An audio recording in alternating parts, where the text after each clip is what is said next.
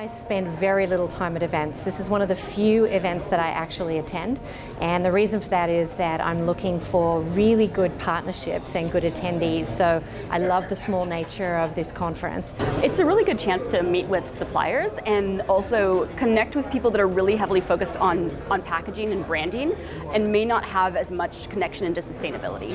The value of the event is meeting people at a high level, one-to-one.